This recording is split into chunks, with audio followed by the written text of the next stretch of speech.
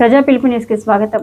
ప్రాణాపాయం నుంచి తల్లికి రక్షణ కఠినమైన శస్త్రచికిత్స విజయవంతం. డాక్టర్ అన్నపూర్ణ ప్రభుత్వ జిల్లా హాస్పిటల్ సూపరింటెండెంట్ గజ్వేల్ సిద్దిపేట జిల్లా గజ్వేల్ ప్రభుత్వ జిల్లా హాస్పిటల్ నందు సాయంత్రం 4:20 ఒక అరుదైన కఠినమైన శస్త్రచికిత్స ద్వారా అపాయం నుండి తల్లిని రక్షించడం జరిగింది. ఎర్రనగారి ప్రవీణ భర్త గణేందర్ రెడ్డి గ్రామము వేములగట్టు మండల్ తొగుట ప్రస్తుతం నివాసం గజ్వేలు హౌసింగ్ బోర్డు సమీపంలో నివసిస్తున్నారు. వివాహమైన 4 సంవత్సరాల తర్వాత పిల్లలు కాకపోవడం ద్వారా ఇన్ఫర్టిలిటీ ద్వారా గర్భం దాల్చింది. ప్రస్తుతం 13 సంవత్సరాల క్రితం పిల్లలు కాక నిరీక్షణతో ఎదురు చూస్తున్న దంపతులకు అనుకోకుండా కడుపులో విపరీతమైన నొప్పి రావడంతో ప్రైవేట్ హాస్పిటల్ సంప్రదించింది. 2-3 హాస్పిటళ్లను తిరగగా గర్భం దాల్చింది అని చెప్పారు. గర్భాశయంలో కాకుండా ఫెలోపియన్ ట్యూబ్లో పిండం ఉన్నట్లు డాక్టర్లు చెప్పడంతో చాలా కాంప్లికేటెడ్ అని రక్తం H7HB గ్రాములు మాత్రమే ఉన్నదని హైదరాబాద్కు రిఫర్ చేయడం జరిగింది.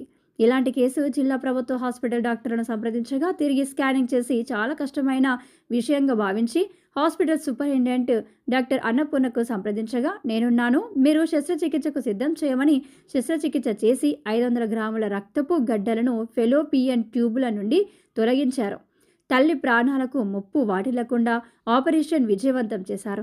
ఇంకొక ఫెలోపియన్ ట్యూబ్ కూడా చాలా వీక్గా ఉందని, మళ్ళీ గర్భం వస్తే తల్లికి ప్రమాదమని, పిల్లలు కాకుండా ట్యూబెక్టమీ ఆపరేషన్ కూడా చేయడం జరిగింది.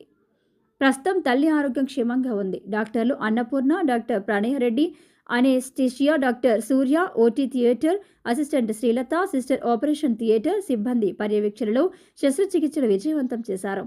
అనుకోకుండా గర్భం దాల్చిన ఫెలోపియన్ ట్యూబ్లోని రక్తపు గడ్డను తొలగించి తల్లి ప్రాణాలను ముప్పు వాటిల్లకుండా రక్షించడం జరిగిందన్నారు. ప్రాంతాల్లో మాకు ఒక కాంప్లికేటెడ్ కేసు వచ్చింది.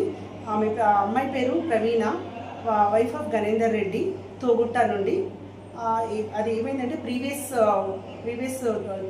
G2 రెండో కాన్పు. ఇది మొదటి కాన్పు 13 ఏళ్ల కింద ఇన్ఫర్టిలిటీ తీసుకొని పాప పుట్టిందట. తర్వాత తనకు కాన్పు కాదని, ఇంకా కాన్పు కూడా వద్దు, అంత భరించలేదని రెండో అనుకొని మానేసింది. కానీ సడన్గా తనకు తెలియదు తను ప్రెగ్నెంట్ అని. ఆ ప్రెగ్నెన్సీ అనేది ట్యూబ్లో వచ్చింది. ఆ ట్యూబల్ ప్రెగ్నెన్సీ ఆమె నోటీస్ చేయలేదు. 2 డేస్ నుండి తను చాలా సివియర్ పెయిన్ అని కంప్లైంట్ చేసుకుంటూ 2-3 హాస్పిటల్స్లో తిరిగిందంట, ప్రైవేట్ హాస్పిటల్స్లో. సో మా ఒక ప్రైవేట్ హాస్పిటల్లో తనను స్కాన్ చేయడం జరిగింది. అది రప్చర్ అంటే ప్రెగ్నెన్సీ ట్యూబ్లో వచ్చింది. అక్కడ ఫెలోపియన్ ట్యూబ్స్ అని ఉంటే ఆ ట్యూబ్లో వచ్చింది. ఆ ట్యూబ్లో మినిమం ప్రెగ్నెన్సీ అనేది 4 to 5 weeks 6 weeks వరకు నిలవగలదు. తర్వాత అది బేస్ చేయలేదు. ఆ ట్యూబ్ అనేది ఆ లెంత్లో ఉంటుంది కాబట్టి వేడియాక రప్చర్ అయింది. రప్చర్ అయితే అక్కడ నుండి ఆ సైట్ను లూజ్ అవుతుంది. ఆ లూజ్ అనేది ఆల్మోస్ట్ అమ్మాయికి 500 నుండి 600 ml ఆఫ్ బ్లడ్ కలెక్ట్ అయింది మన కడుపులో, అబ్డామినల్ క్యావిటీలో.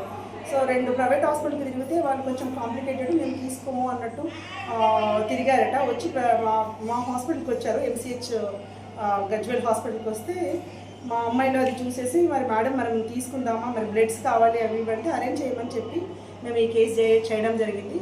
ఇలాంటి కేసులు యూజువల్గా మేము ఎప్పుడు చేస్తూనే ఉంటాము. మాకు దీనికి అసలు మెయిన్గా బ్లడ్స్, మెటర్నల్ ICU ఉండాలి.